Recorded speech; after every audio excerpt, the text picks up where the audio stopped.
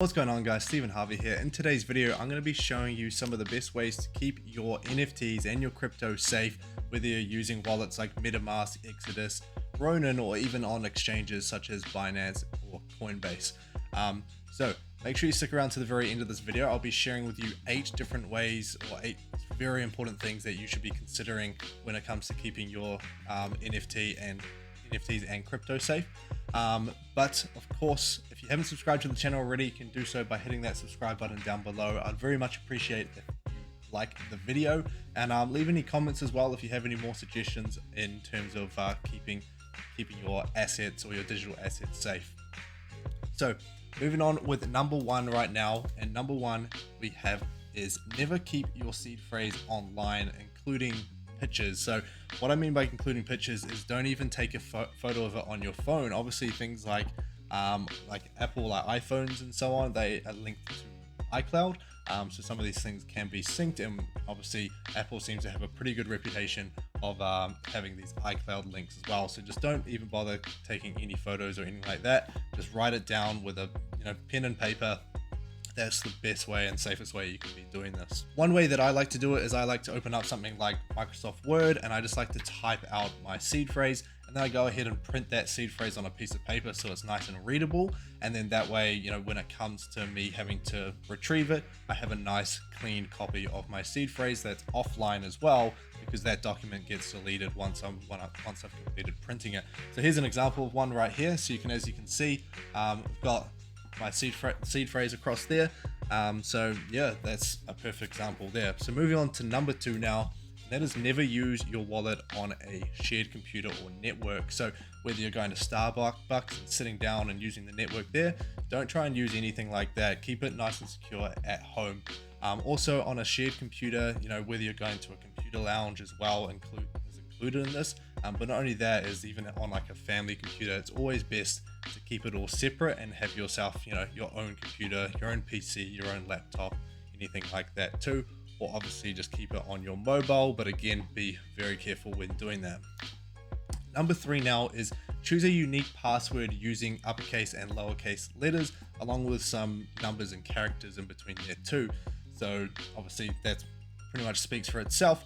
At the end of the day, you always want to make sure that you use a secure password. Nothing like password 123 or 1234, things like that are just not going to cut it.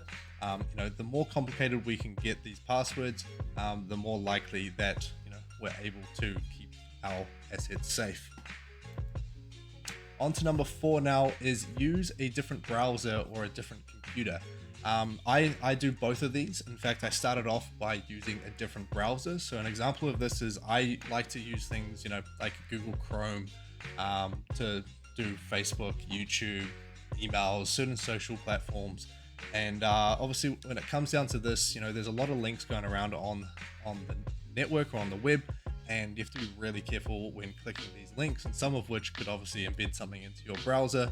And if your wallet is unlocked in your browser, which we'll get to in just a second, they are able to log in and be able to actually take everything out from there. One instance that I heard of was a Binance account that actually was left logged in, and the person went into that, whoever had access to the computer went into it, and instead of actually extracting any of the assets from Binance, because you have to have 2-factor authentication, they instead had their own NFT collection, and they just went and bought their own NFT collection, and those funds went straight across to them. So obviously these scammers and so on are getting very, very creative nowadays. By using a different computer as well is a even higher level of security. So the browser could be use Chrome for socializing and work, and then you use Firefox or Brave to be able to do things on crypto specific. I actually have a crypto specific laptop, so I do everything on there, and I don't do anything like YouTube or anything like that. I keep that on this computer that I'm sitting on right now. Next up, we have always lock your wallet after using. So I did mention this just before. So one way of doing this, and I can actually show you guys an example by dragging this across, is as you can see, and I filmed this in a previous video, so this wallet I don't actually use, but as an example, you can see the Metamask here. If I open it up, now once you've done doing your thing with Metamask, whether it be buying NFTs or crypto and so on, what you can do is you can actually click in this top right hand corner. Then you can scroll down, or not scroll down, sorry, in the top right hand corner of this as well, it says lock. So if I click lock, you can see it's completely password protected now. So even if someone was actually on your computer, they wouldn't be able to access this wallet without having access to that password. Next, we have regularly clear your browser history and cookies. So that's pretty simple. At the end of the day, you don't want to have all this kind of backup, especially when it comes down to cookies and certain sites that you might have visited and so on. So always just make sure you keep that nice and clear and just an extra level of protection. Use a hardware wallet like Trezor or Ledger. So you can see here, I've actually got myself a hardware wallet. So this is a Trezor Model 1, I believe. So this here, I keep a lot of my assets on there. In fact, I keep all of my assets on here to keep them extra secure. It pretty much is just having a two-factor authentication for your digital assets. So even if you're using something like Metamask or Ronin, you would actually have to have this to be able to have access to any of the assets inside. So if someone has access to my online wallet and none of my assets are actually on the online wallet itself, and instead they're on the hardware wallet, they can't do anything unless they have possession of this hardware wallet. Here we have never share your seed phrase or password with anyone. Obviously it's pretty straightforward.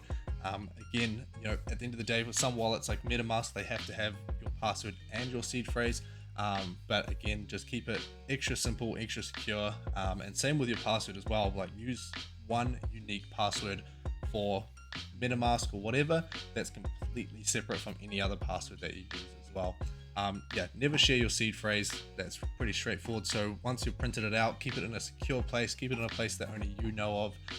And you can even get certain things like, you know, metal, what would you call them? Metal kind of seed phrase plates, and they allow you to punch in your seed phrase. And that means if obviously anything like a fire happens, it's going to keep it nice and safe and in mint condition. So guys, those are the top 8 ways that you can actually keep your digital assets like NFTs and crypto safe. Whether you're using, like I said earlier, Metamask, Exodus, Ronin, or any other wallet or exchange. You know, follow some of them, follow all of them. That's completely up to you. If you guys did enjoy the video, make sure you smash the like button and of course hit the subscribe button if you haven't already. And we'll see you guys in the next one.